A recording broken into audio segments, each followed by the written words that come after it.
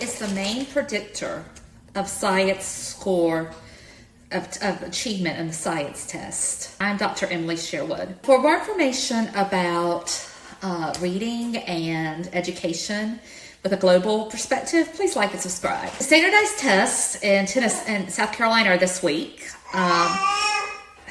And they're coming up all across the country. Some of people have already taken them in some parts of the South, and you will be taking them if you go to school in the West or the North a little bit later, maybe early June, depending on where you're located. But everyone's going to be taking them. I made a video about that, and if you want to look at my channel, it's on that, because standardized tests are a thing in the United States. Everyone's tested in grades 3 through 8, and then there are high school tests, but then there are also other tests. For example, there's a kindergarten readiness test, so even in kindergartens, children are taking a standardized test. There's a lot of tests, and one interesting thing is that research has found that reading and reading ability is a key predictor in test success for science. And this is something that's very interesting to me, because there's an idea out there that science is content and there's not reading in science, that, you know, it's just experiments, there's vocabulary, but you can learn that orally, and reading really doesn't matter.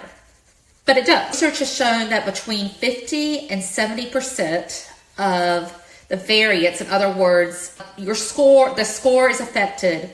Almost half of your score comes from your ability to read. So even if you're really good at science, or your child's really good at science, your child's going to struggle at a test just because the child has difficulty reading. And there's not a lot of causation for that, in other words, about why that is. But we do know that science has a lot of really advanced vocabulary and words that are not used every day. We also know that many of the scientific words are very long.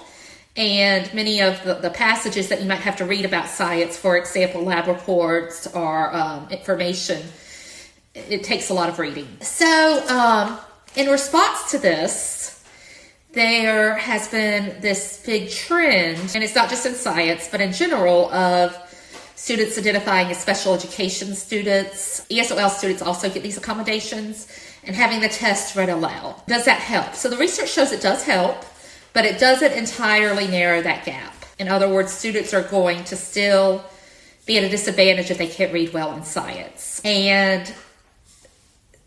so this is just very interesting, because again, there's this idea that science and social studies are content area, and math are content areas, and reading's not involved. But this shows that reading is involved, and it's very, very important. And to me, this is one more reason why schools should be investing more in reading. If we've got children who can't pass scientific tests, that means that the future of the field of science is going to be very rough, unnecessarily. And again, it's not enough to just say, oh, well, that child could have the test read to them, because when it comes to scientific jobs, or if a child studies advanced science in college, things cannot always be read to you. And for safety reasons and professional reasons, you can't have much of a scientific career without being able to read. There's just too much reading involved, and all the things that you have to do. Science is very precise, the physical sciences. If you're a doctor, for example, you have to be able to prescribe the right medication. If you write it the wrong way or enter it the wrong way because you can't read well,